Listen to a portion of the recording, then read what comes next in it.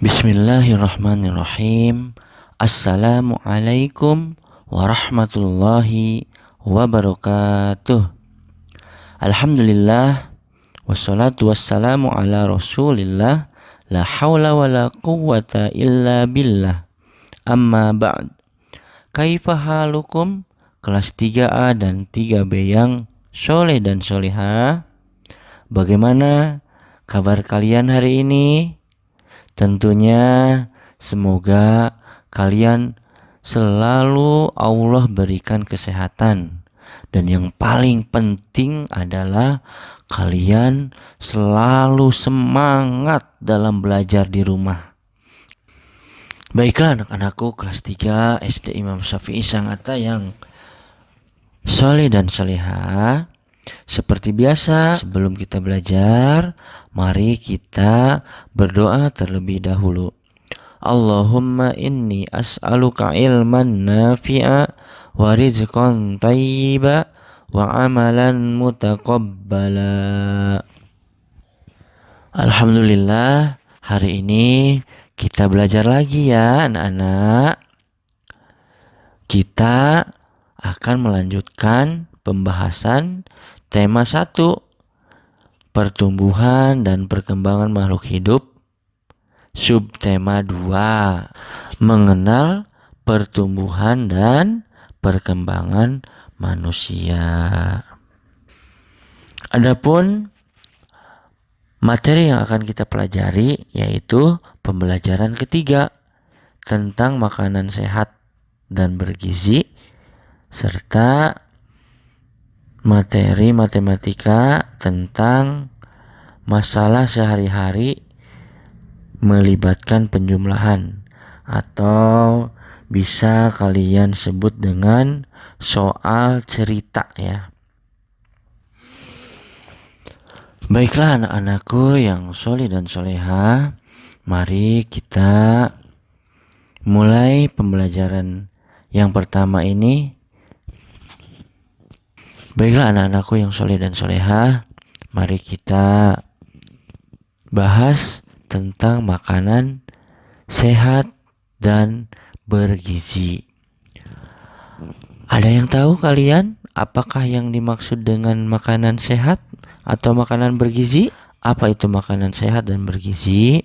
Silahkan kalian dibuka buku tematiknya halaman 86 dan 87. Ayo membaca. Makanan sehat dan bergizi.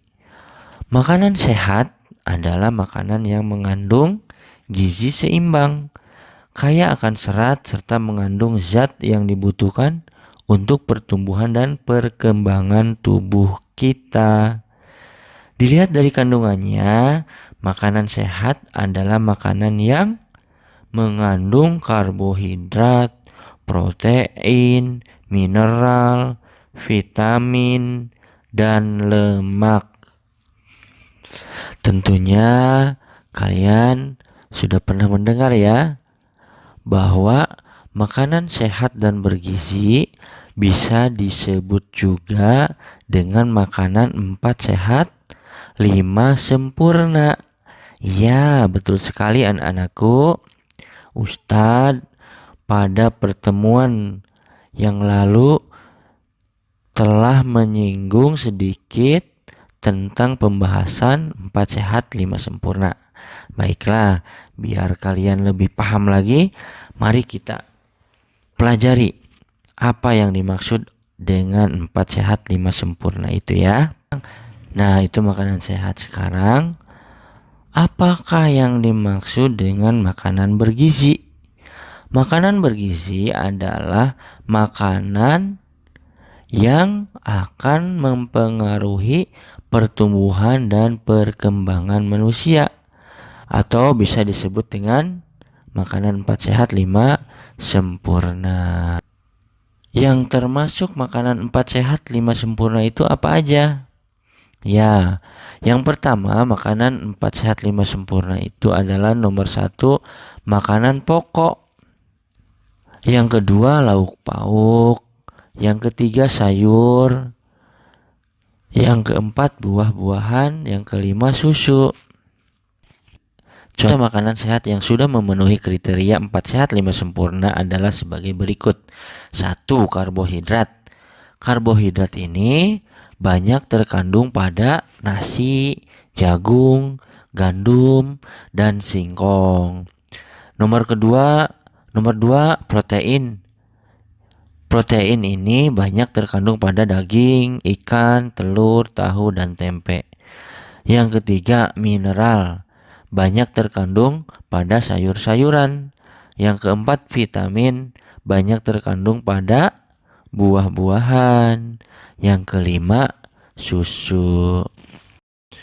Dari makanan-makanan yang telah kita sebutkan di atas, kita harus pintar sekali memilih makanan-makanan yang baik untuk tubuh kita.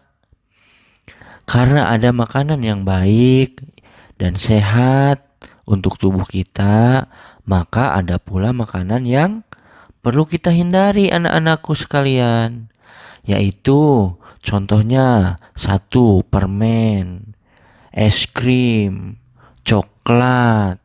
Nah, siapa ayo di antara kalian anak-anakku yang suka makan ketiga makanan ini, yaitu permen, es krim, dan coklat?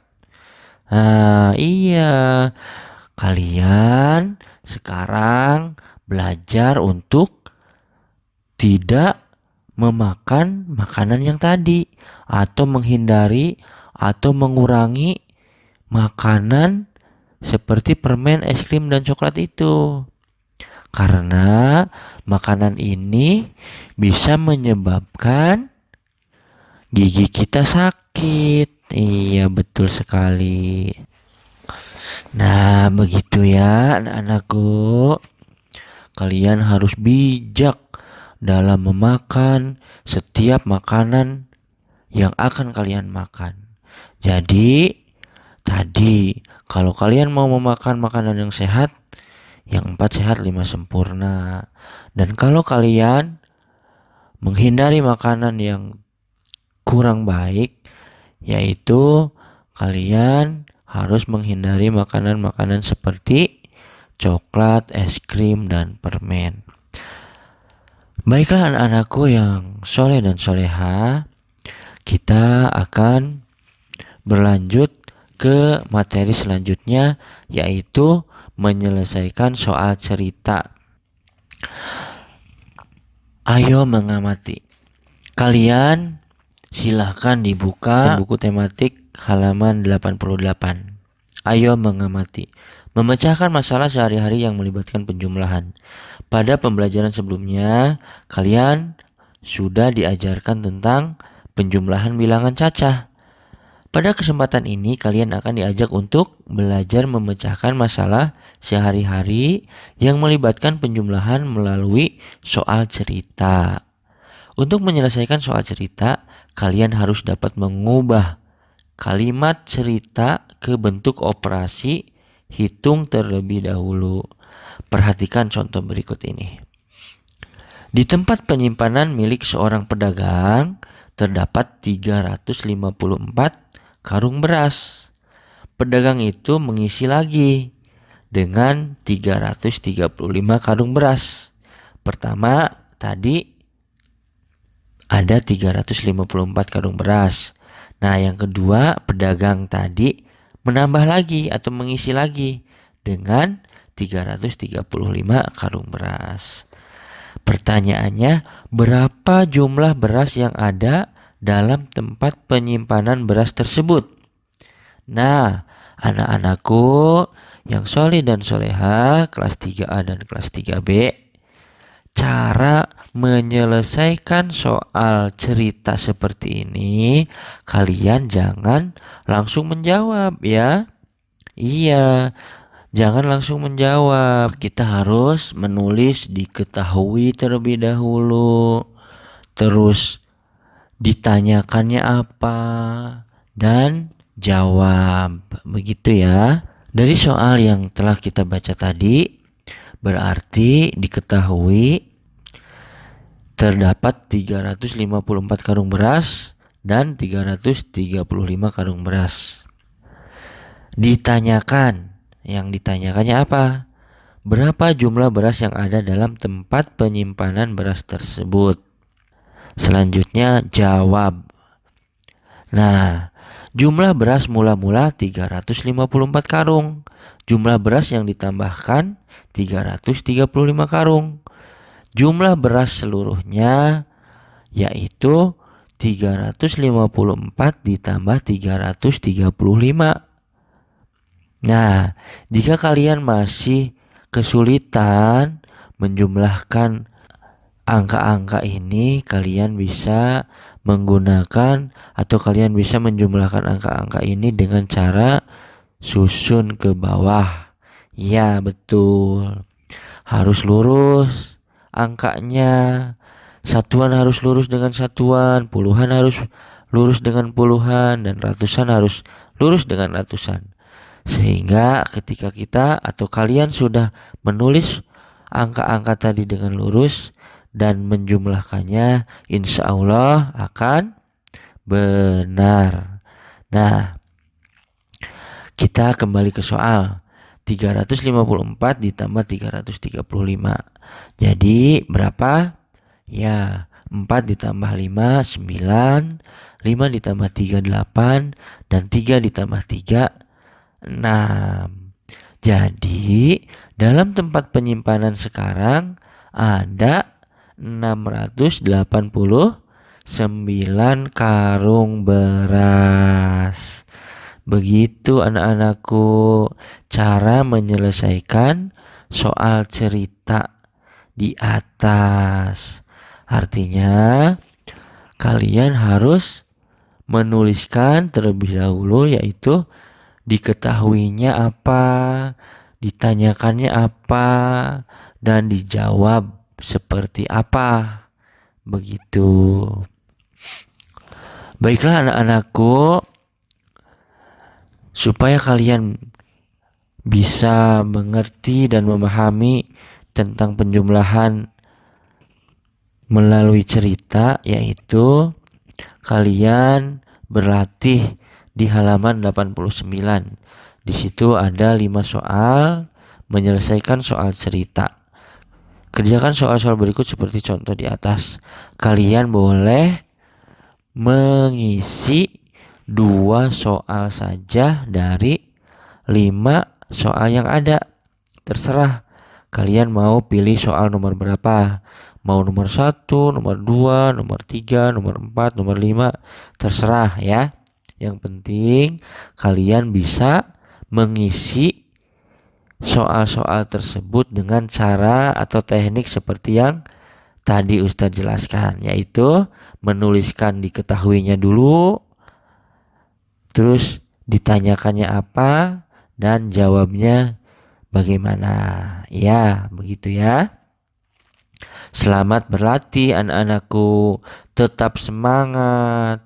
Baiklah, sampai di sini dulu pembelajaran ketiga subtema 2, yaitu mempelajari tentang subtema 2 pembelajaran ketiga.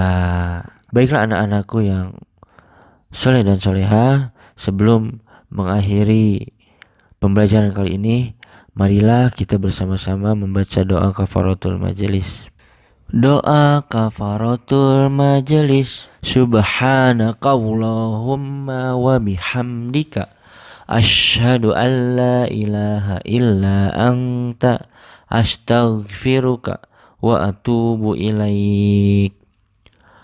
Wassalamualaikum warahmatullahi wabarakatuh.